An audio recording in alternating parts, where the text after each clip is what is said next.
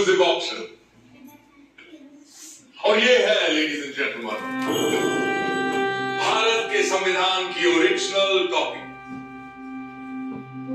उन 1000 कॉपियों में से एक जिन्हें कॉन्स्टिट्यूएंट असेंबली मेंबर्स के लिए स्पेशली तैयार किया गया था। A very rare and truly a collector's item, which was meant for those जिन्होंने 3 साल रात दिन एक करके इस किताब को मुकम्मल किया था। पेश करते हैं ladies and gentleman, the constitution of India, Bharat का संविधान।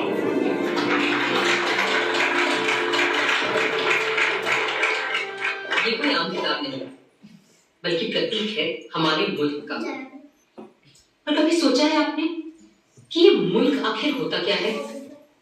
समाज शास्त्री कहते हैं कि एक ही नस्ल, धर्म, जबान, परचम और हुक्म को मानने वाले बाशिंदों के समूह से बनता है एक मुल्क, एक देश। मगर हिंदुस्तान जैसे बहुत सी भाषाओं, धर्मों और तमाम जातियों प्रजातियों वाले सब कॉन्टिनेंट को किसी तंग नजरिए से नहीं देखा जा सकता है। और ऐसे मुल्क, ऐसे समाज में पुरानी रीतियों को तोड़कर सबको साथ लेकर आगे चलने के लिए किसी पुराने कानून से भी काम नहीं चल सकता है। इसीलिए हमारे पुरखों ने बनाया था हमारा संविधान, हमारा कॉन्स्टिट्यूशन, हमारा आईना। ये आईन ही तो वो आईना है जिसमें देखकर ही हम खुद को पहचान पाते हैं और संवार भी सकते हैं।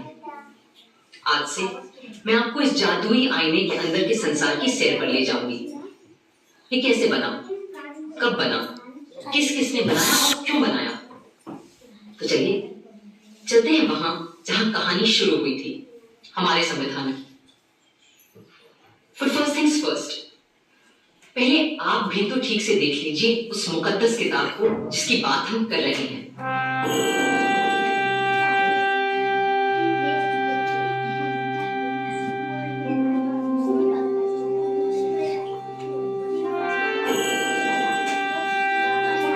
शांति निकेतन के प्रसिद्ध चित्रकार श्री नंदलाल बोस की रहनुमाई में कई कलाकारों ने भारत के इतिहास, पुराण और लोक कथाओं की छवियों से इस ग्रंथ को सजाया था और प्रेम बिहारी नारायण रायजादा जैसे खुशखत कातिबों ने इसे अपने कलम से निखारा था।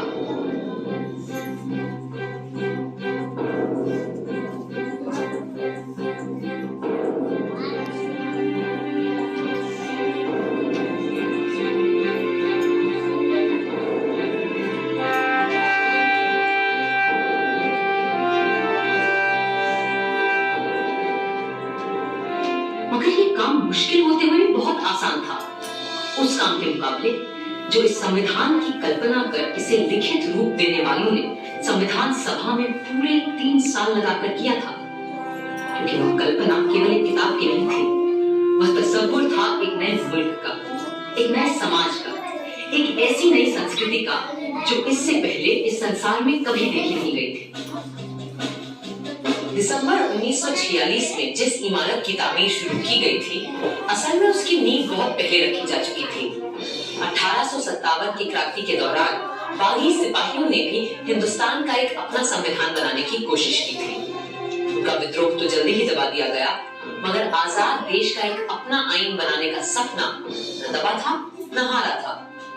और जैसे जैसे महात्मा गांधी के नेतृत्व में आजादी की आवाज तेज हुई, तो अपना संविधान बनाने की मांग भी और तीव्र होती गई। My mentor Gopal Krishna Gokhale presented to the British government a note on the Constitution in 1914, and the British said, yes, we will accept it after the war. But now they want to make a constitution for us. But you know, a constitution for India should be and can be framed only by Indians. Now it works. What will you do with this spinning wheel, Mr. Gandhi?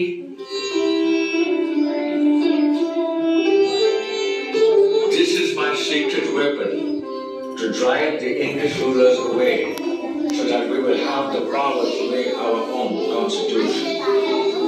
अब गांधी जी की सरपरस्ती में इतिहास ने दोबारा हमें एक नए भारत को गढ़ने का मौका दिया था।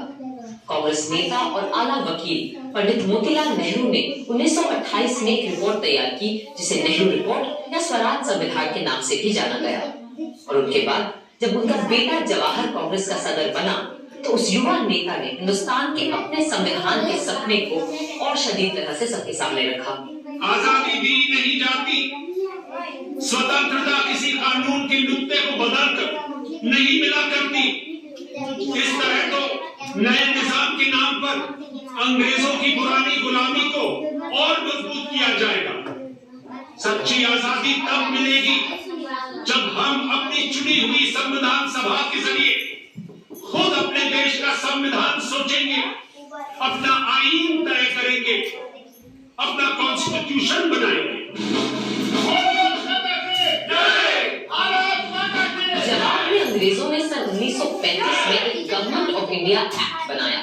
यह एक्ट भारतीयों की उम्मीदों से न सिर्फ बहुत कम और अलग था, बल्कि इसकी वजह से कांग्रेस और मुस्लिम लीग के दरमियान दूरियां और बढ़ने लगी। इस बीच दूसरे विश्व युद्ध के दौरान सन 1945 में डॉक्टर तेज बहादुर सप्रू ने सभी पार्टियों से मशवरा करके एक साझे संविधान का खाका बनाने की कोशिश की। उधर वर्ल्ड वॉर 2 की मार और इधर आजाद हिंद फौज और भारत छोड़ो आंदोलन के चलते अंग्रेजों का भारत पर अनंत काल तक राज करने का इरादा नेस्तनाबूद हो चुका था। विंस्टन चर्चिल युद्ध तो जीते, मगर बेचारे चुनाव हार गए और बर्तानिया के नए प्रधानमंत्री क्लेमेंट एटली ने कहा कि भारत के लिए नया संविधान बनाने और मुसलमानों को अलग अधिकार देने की मुस्लिम लीग की मांग पर काम फौरन शुरू किया जाएगा। इसी के मद्देनजर पहली बार हिज मैजेस्टी की सरकार के 3 कैबिनेट मंत्री एक साथ भारत भेजे गए और ये कहलाया cabinet mission. Believe me, India will be a much better place after you have left us to ourselves. That's precisely what we will do.